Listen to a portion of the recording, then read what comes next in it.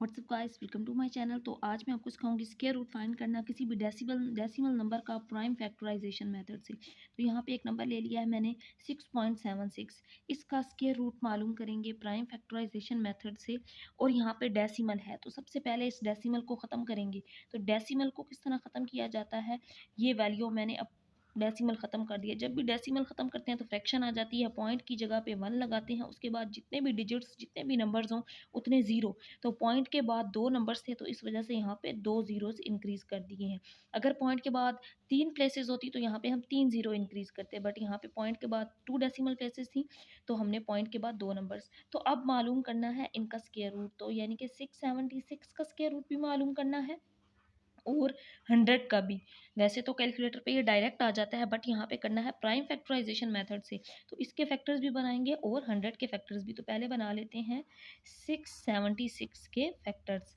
तो last digit 6 है, 2 के टेबल में कर सकते हैं इसको। 2 3 आर 6 हो जाएगा, 2 3 आर 6, बट 7 था, एक बचा, वो एक यहाँ आया तो 16 बन गया। और 2 8 आर 16, अगेन इसको 2 के टेबल में कर सकते हैं। 2 1 आर 2, लेकिन यहाँ 3 था, एक बचा, यहाँ 13 बन गया। 2 6 आर 12, 13 था, एक बचा, वो इधर आया तो 18 बन गया।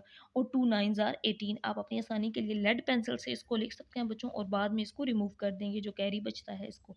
अब ये 169 है तो ये 13 के टेबल में इजीली कर सकते हैं हम। 13 13 आर 169 होता है, और फिर 13 1 आर 13। तो ये जो फैक्टर्स बने हैं 676 के, इनको यहाँ पे इसके स्क्वायर रूट में लिख लेंगे।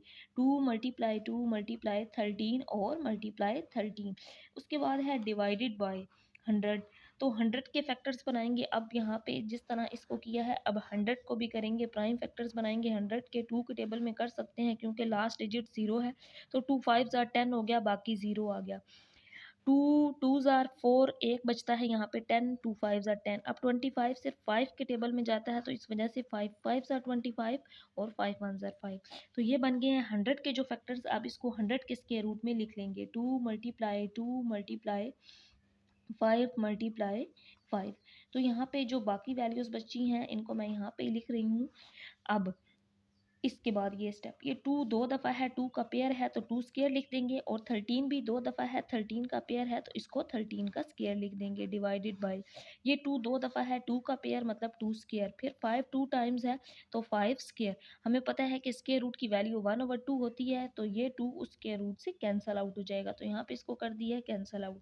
तो बाकी जो वैल्यू बची है अब इसको लिख लेंगे। यहाँ पे रह गया 2 मल्टीप्लाई 13 और यहाँ पे रह गया 2 मल्टीप्लाई 5।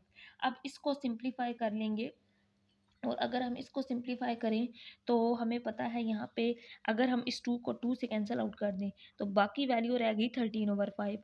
तो यहाँ तक भी छोड़ सकते हैं, आंसर होगा। बट मोस्टली ऐसा होता है कि जिस फॉर्म में क्वेश्चन होता है हम आंसर भी उसी फॉर्म में लेके आते हैं। डेसिमल में था, पॉइंट में था, तो इस आंसर को भी पॉइंट में लेके आएंगे।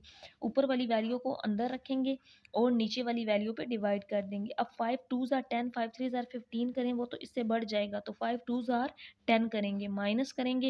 यहाँ पे 3 में से 0 गया, 3 पॉइंट लगाएंगे, यहाँ पे 0 लगाएंगे क्योंकि 3 छोटा था 5 से। 5 6 आर क्या हो गया 30।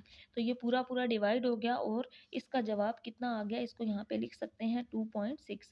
इसका मतलब है जिसका हमने स्क्वायर रूट फाइंड किया 6.76 का स्क्वायर रूट कितना होगा 2.6 होगा।